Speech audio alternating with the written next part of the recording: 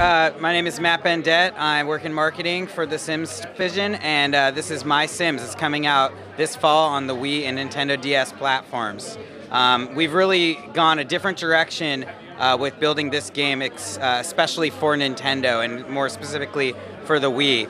We've really tried to design it from the ground up in terms of what would appeal to a Nintendo player and how we can take best advantage of the Wii controller, for example. So right here is Create a Sim. This is the basic area of the game where you're going to be able to easily and accessibly create your character. So it's really simple. You just kind of click where you want to change. So if I want to give him Michael Jackson hair, for example, I can. And you can change the skin tone over here, different hair color. There's also the random button, which I totally get a kick out of. You can get some really funky looking characters here. But you can see how, like, if I start out with a character like, let's say, this girl, with just a couple changes, I can make the character into somebody totally different. You know, give her some tattoos, maybe different kind of glasses there. And, you know, there's lots of different combinations and interactions you can work with here to get a character that looks just like yourself or like your friends or kind of anybody you'd like. So what we're going to do here... Really quick, what's the little sound icon over there? Oh yeah, so this area is a really cool feature. What you do here is you can customize the sound that your sim is going to speak throughout the game. And there's 6 different voices here. So if I select a voice, I can also affect the pitch. So if I want a really deep voice, I can slide the slider down to the bottom. Or if I want to kind of have a high-pitched chipmunky type voice, I bring it up towards the top. And so that's going to be locked in as you play the game. That's how your sim is going to sound. So, and then of course you can name it. I'm just going to go ahead and name the character Sam. And we'll get into the game here. So after you've created your character, you're going to start right away with building a house for yourself.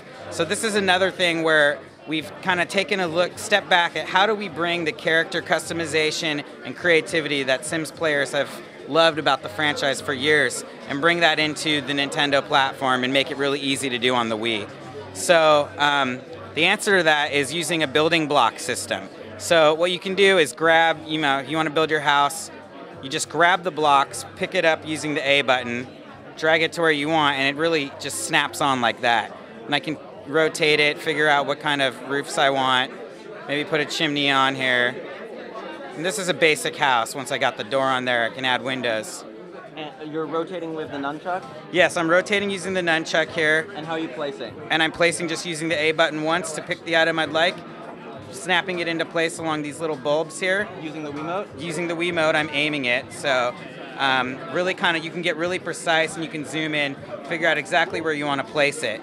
And that really allows for, you know, really a lot of depth and customization, but in a very easy way to kind of achieve that. And then I can go here by selecting the paint mode, the paintbrush here. I just select the block I want, press the A button, and I've changed the texture. And so it's really easy to kind of change the look and make it really specific. And what you'll see is you'll unlock kind of new blocks to play with and make your buildings more and more intricate as you go along. And so here's just kind of a sample of some of the other blocks I might want to use. I've already got my house built, so I'm just going to go into the world now. But you can see, kind of get a quick idea of how the possibilities really are endless when you're playing with this creative building. I've got my house built here, and there's a character that's living here already. So the thing about this new town in MySims is it's a rundown town. You're coming back here to revitalize it. And what that's going to allow you to do is it's really going to give you the chance to customize the world, and by choosing who moves in, what their houses look like, what their furnishings look like, etc. So I'm going to go find Poppy and see what she's up to.